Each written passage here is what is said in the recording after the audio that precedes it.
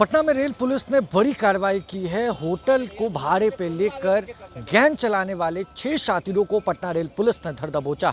एक शातिर आना ढंग से ये लोग गैंग चलाते थे और पटना के बड़े बड़े स्टेशनों पर राजेंद्र नगर से लेकर पटना जंक्शन पर ये लोग फ़ोन और महंगे महंगे सामानों को गायब करते थे। दरअसल जो यात्री पटना जंक्शन और अलग अलग स्टेशनों से ट्रैवल करके ये लोग पटना आते थे, तो ऐसे में ये लोग उनके ट्रॉली बैग से लेकर उनके बैग को गायब कर देते थे और राजेंद्र नगर के पास एक होटल को रेंट पर लेकर यानी भाड़े पे लेकर ये लोग एक सुनियोजित तरीके से अपनी गैंग को चलाते थे। 35 मोबाइल के साथ 6 बैग को पटना रेल पुलिस ने जब्त किया है। सबसे पहले हम आपको सुनवाते हैं और बताते हैं कि आखिर किस तरीके से ये बड़ा गिरोह काम करता था। कल राजेंद्र नगर स्टेशन पे एक विधि विरुद्ध बच्चे को देखा गया कि वो संदेहात्मक स्थिति में उसको देखा गया। तो जैसे ही वो पुलिस को देखा तो वो भागने लगा। इतने में जब उसको पकड़ा गया तो उसके पास से एक आईफोन, एक मोबाइल बरामद हुआ और उसने फिर अपने गिरोह के अन्य सदस्यों के बारे में बताया। इस आलोक में जो विशेष टीम पहले से कार्य कर रही थी, राजकीय रेल के सुशांत कुमार चंचल पुलिस उपाधीक्षक मुख्यालय के नेतृत्व में, पुअनी संतोष कुमार रेल विभाग अध्यक्ष राजेंद्र नगर, हवलदार अरविंद प्रसाद, सिपाही बबलू कुमार, सिपाही विकेश कुमार की टीम और आरपीएफ की टीम का नेतृत्व श्री अनावर समीर सिद्दीकी, प्रभारी निरीक्षक आरपीएफ पोस्ट, इनकी भी टीम साथ में थी। तो ये ज्वाइंट संयुक्त रूप से दोनों आरपीएफ और जीआरपीएफ के द्वारा कार्रवाई प्रारंभ की गई और उसके बाद बगल के उसी से कुछ दूरी पे जो गेस्ट हाउस है वहाँ पर से रोशन कुमार उम्र 21 वर्ष, पिता विनोद कुमार, साकिन Mathni ward number 69 Patna city, थाना मालसलामी, जिला पटना, नीतीश कुमार उम्र 20 वर्ष, पिता बजरंगी मंडल, साकिन मसारू, थाना सबौर, जिला भागलपुर, विक्की कुमार सिंह उम्र 20 वर्ष, पिता सुरेंद्र सिंह, साकिन परसावड़ा नंबर 3, थाना परसा, जिला सारण, बालेंद्र राम उम्र 36 वर्ष, पिता बदन राम, साकिन हसेपुर, थाना साहिबगंज, जिला मुजफ्फरपुर, विजय कुमार शाह उम्र 28 वर्ष, पिता स्वर्गीय लक्ष्मी प्रसाद सिंह, साकिन नियामतपुर, थाना रजौली, जिला बांका, अमीनेश कुमार उम्र 23 वर्ष, पिता मदन प्रसाद, साकिन गोंदिया टोला, थाना मुफस्सिल, जिला बेतिया। यानी 6 अभियुक्तों को वहाँ से पकड़ा गया, जिनके पास से कुल ये 2 मोबाइल लगाकर 33 और मोबाइल, कुल 35 मोबाइल, पिट्ठू बैग 5, ट्रॉली बैग 1 और 3 घड़ी बरामद किया गया।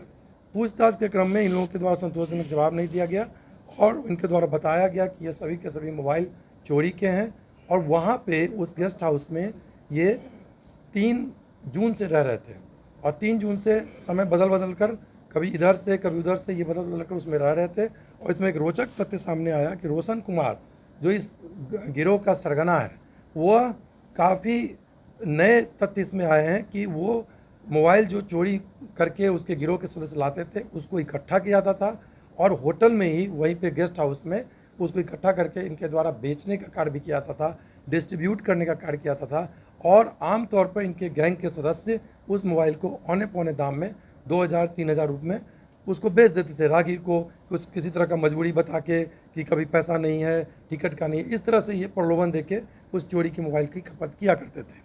इसी में जो विधि विरुद्ध बच्चा बरामद हुआ है, जो मिला है, उसके निशानदेही पे इन लोगों को पकड़ा गया और इनके पास से भारी मात्रा में 35 जो फ़ोन है वो काफ़ी महंगे फ़ोन है।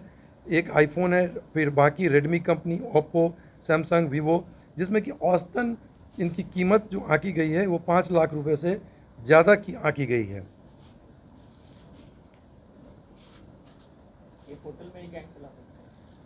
होटल में ये रुक के और उसके बाद इकट्ठा करते थे वहीं पे। यानी इसमें एक रोचक तथ्य यह है कि बेचने जो मोबाइल चोरी करने के बाद उसका निपटारा कैसे किया जाता था, उसी क्रम में ये पकड़े गए। यानी वो इकट्ठा करके और उस मोबाइल के को खरीदार भी रोशन है और रोशन बेचने का भी कार्य कर रहे थे और गैंग भी चला रहे थे।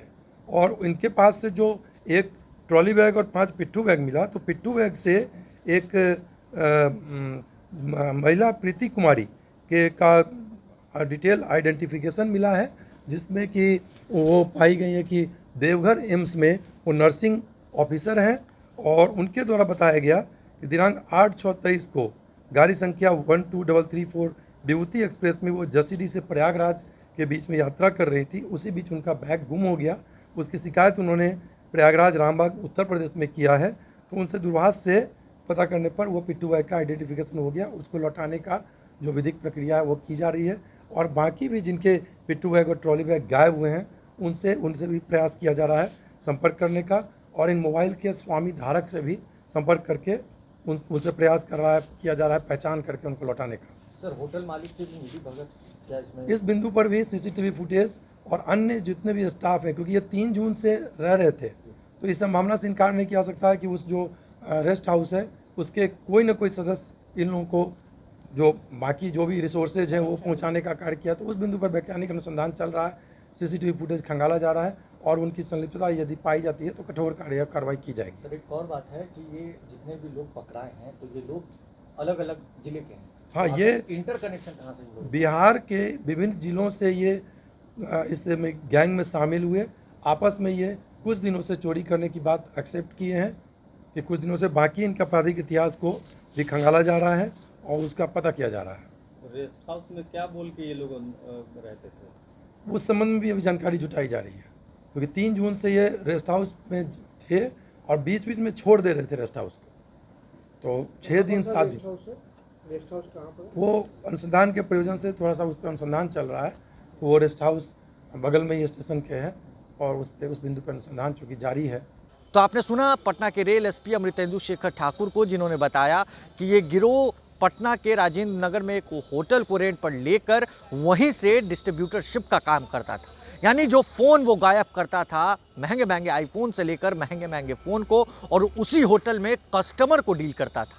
होटल मालिक को भनक तक नहीं लगने देता था। अब इस मामले में पटना के रेल एसपी ने साफ साफ कहा है कि अगर होटल मालिक की भी संलिप्तता इस मामले में अगर देखी गई तो उन पर भी कार्रवाई की जाएगी। एक बड़ा गिरोह पटना रेल पुलिस के हत्थे चढ़ गया। इस खबर में बस इतना ही। अगर आपने अब तक लाइव सीरीज को सब्सक्राइब नहीं किया है, जल्द से जल्द लाइव सीरीज को सब्सक्राइब कर ले। साथ ही साथ हमारे फेसबुक पेज को फॉलो करना, वीडियो को लाइक शेयर करना बिल्कुल भी ना भूलें। धन्यवाद।